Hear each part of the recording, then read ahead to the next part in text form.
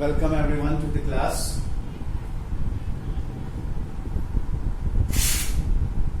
Just we will start with the topic. Just I am giving you the small recap what we have studied. Just giving a small recap. Okay, we have studied about EMI. What was EMI? Electromagnetic induction. Just giving a small recap for this topic, then we will move to the other topic. Electromagnetic induction. What was that? Whenever there is a change in magnetic field,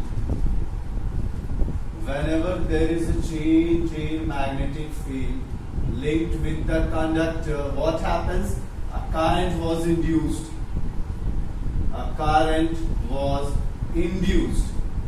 Okay. This was EMI, electromagnetic induction. The direction of induced current.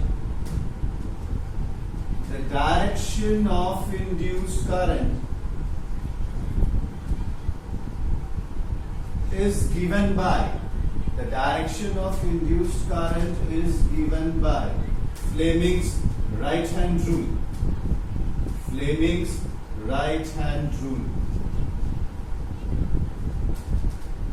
The direction of induced current is given by Fleming's right-hand rule that we discussed. First, just recall Fleming's left-hand rule.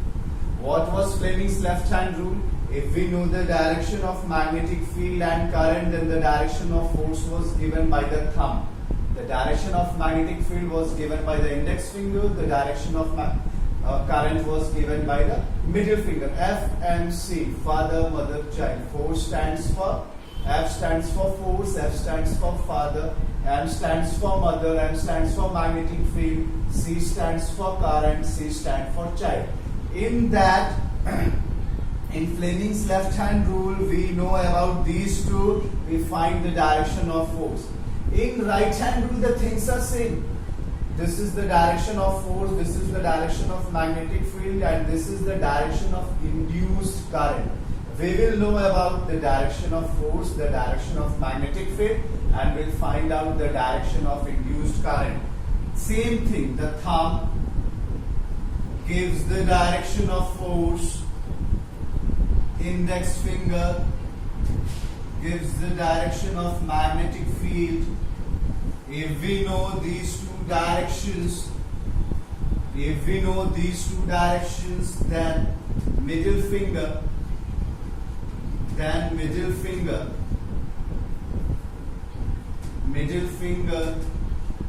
will give the direction of induced current. Then the middle finger will give the direction of induced current. In left-hand rule, we know about current and magnetic field and find the direction of force. In right-hand rule, we will know about force and magnetic field and will find the direction of induced current. Let us study the new topic where we will use Fleming's right-hand rule, and be attentive everyone. Just be attentive. Let us start a new topic. Let us see how Fleming's right-hand rule is used. Just wait a minute. Let us see how Fleming's right-hand rule is used.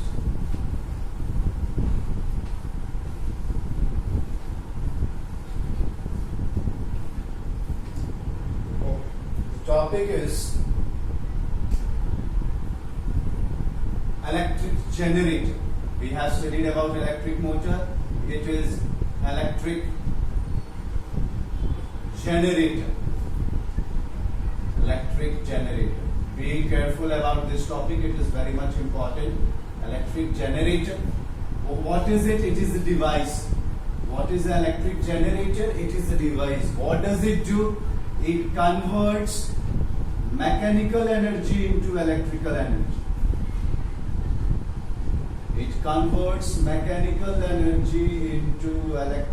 energy. Okay, what was the work of electric motor? It converted electrical energy into mechanical energy. Generator converts mechanical energy into electrical energy. Works on the principle of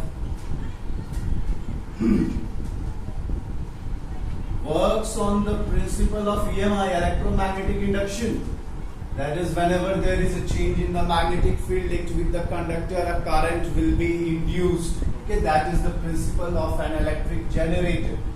Let us see the parts of an electric generator, then we will discuss about its working.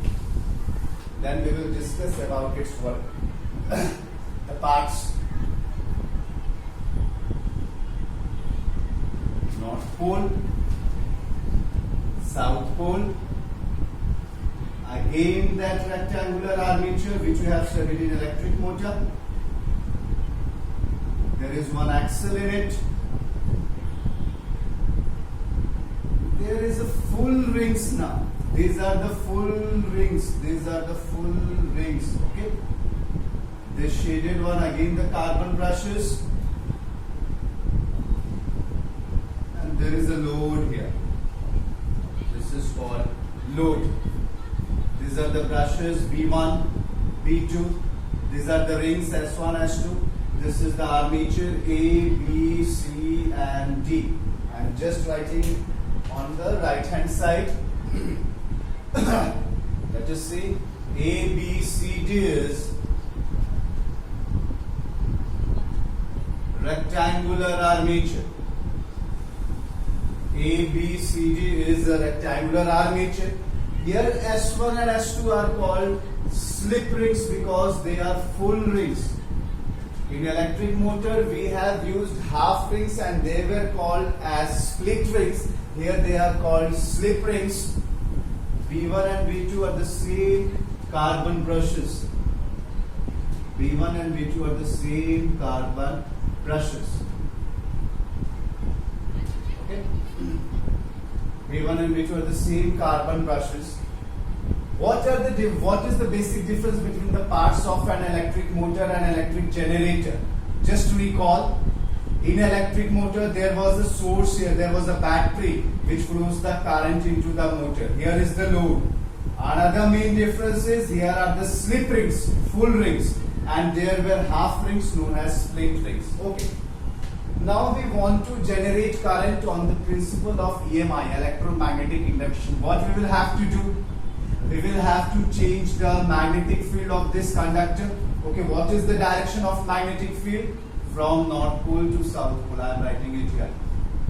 This is the magnetic field from North Pole to South Pole. Okay, suppose, just have a look. I am taking one notebook here. This is the conductor A, B, C and D. I want to change the magnetic field linked with this conductor. How can I change? By rotating it. How can I change the magnetic field? By rotating it. Suppose I am rotating the conductor like this. Just have a look. Suppose I am rotating the conductor like this. That means this AB is going inwards and CD is coming outwards. I am writing it here. AB is going inwards and CD is coming outwards. Okay. Now if we rotate, the magnetic field will get changed. Now we have to find the direction of induced current by applying Fleming right hand rule. Just apply. You can also try. What should be the direction of induced current? You can also try and apply Fleming's right hand rule on each segment of AB and CD and tell me what should be the direction of induced current. Okay, let us see. For AB, where was AB going inwards? That means this is the direction of force. Just look at my thumb. This is the direction of force. Okay. What is the direction of magnetic field? That means index finger will point in that direction. Then what is the direction of current? Downwards. This is the direction of current. This is the direction of current. B2. Again I am repeating. Just have a look at here. This was the direction of force because AB was going inwards. this is the direction of magnetic field, then this will be the direction of current. Middle finger gives the direction of induced current, that is from B to A. I am writing it here. That is from B to A. Now apply right hand rule on CD. Just apply right hand rule on CD. See what is the direction of induced current. Where was CD going? Outwards. What is the direction of magnetic field? In that direction. Then middle finger is pointing upwards. That means the direction of induced current is from D to C. The direction of induced current is from D to C. I think you understood till here. Okay, what will happen after half rotation? What will happen after half rotation? See, just see and watch, because this is very much important. A will come here, B will come here, C will come here, D will come here, and just erasing the direction of induced currents. Okay, just have a look. This was the initial A, B, C and D. After half rotation, this rotated. That means this is A, this is B, this is C, this is D. If we do continuous rotations, now CD will go downwards and AB will come outwards. This is for half rotation. After half rotation, I am writing it here. After half rotation, now AB is coming outwards and CD is going inwards. Now apply Fleming's right hand rule on both the segments. Just apply it.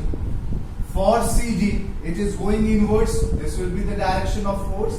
This will be the direction of magnetic field. This will be the direction of current. That is means downwards.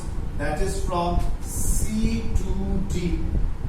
That is from C to D.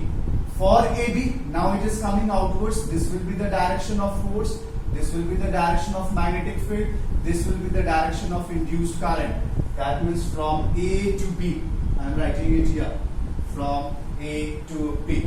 So this is the direction of induced current in both rotation, in first half rotation and in second half rotation.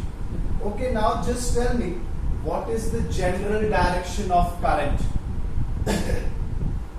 In which direction does the current flow in the circuit? From positive to negative. The current always flows from positive to negative.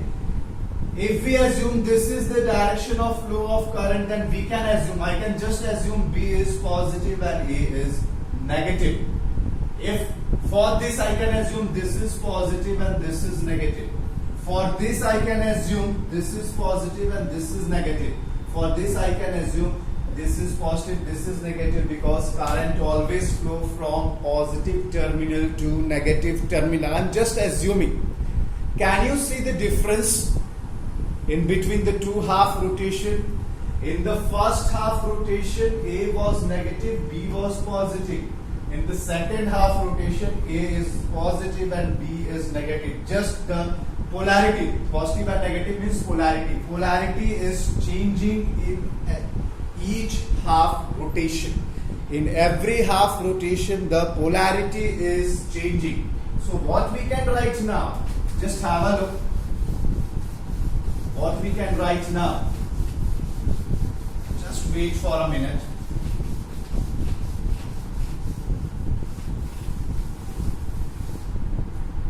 Just wait, what we can write.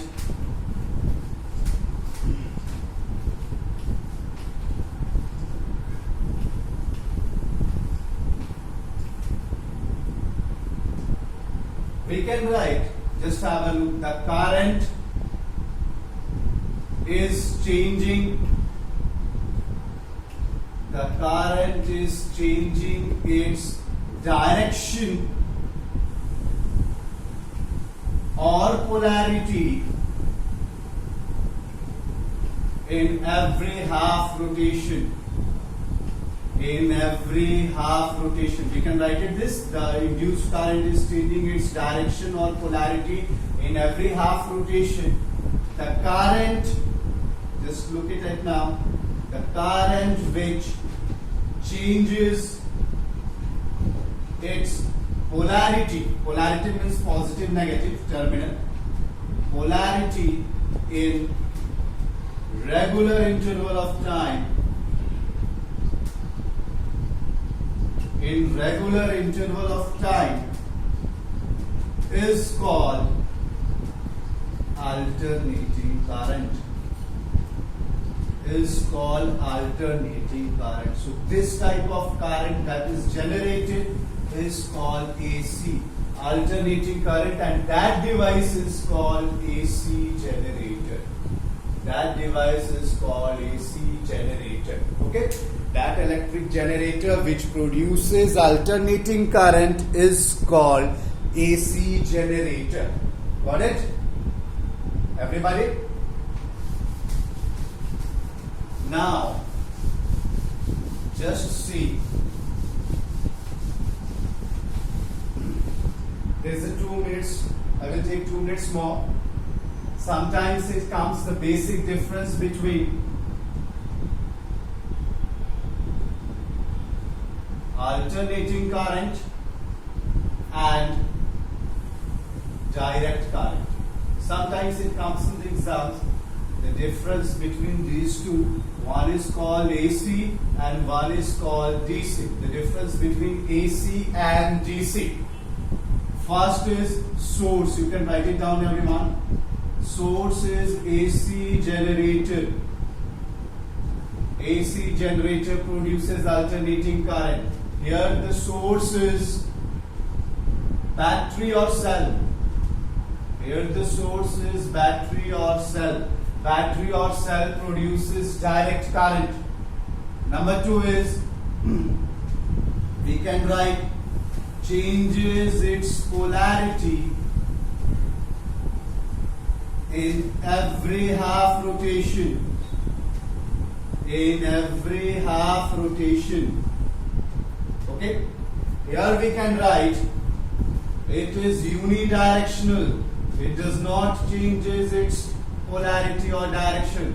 The direct current is always unidirectional. Number 3, its graph. This is the graph of an AC. This is the graph of an AC. This is I, this is T. This is the graph of an AC. The direction of current is always changing. This is the graph of DC. This is the graph of DC. The direction of current is unidirectional, means single direction. And number 4, we can say about frequency. Since it is changing, it is the cycle. It will have frequency. In India, it is 50 hertz. In India, it is 50 hertz. In USA, it is 60 hertz.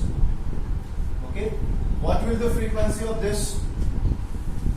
What will be the frequency of this? This is 0 because it is unidirectional. Its frequency is 0. These are the some basic differences between AC and DC, alternating current and direct current. Again, I am repeating. The source of alternating current is AC generator. The source of direct current is battery or cell. It changes its polarity in every half rotation. It is unidirectional, means it does not changes its direction. It remains in single direction. See the graph of both. And last one is frequency. Since it is unidirectional, the frequency will be 0. Its frequency varies from country to country. Understood? Everyone?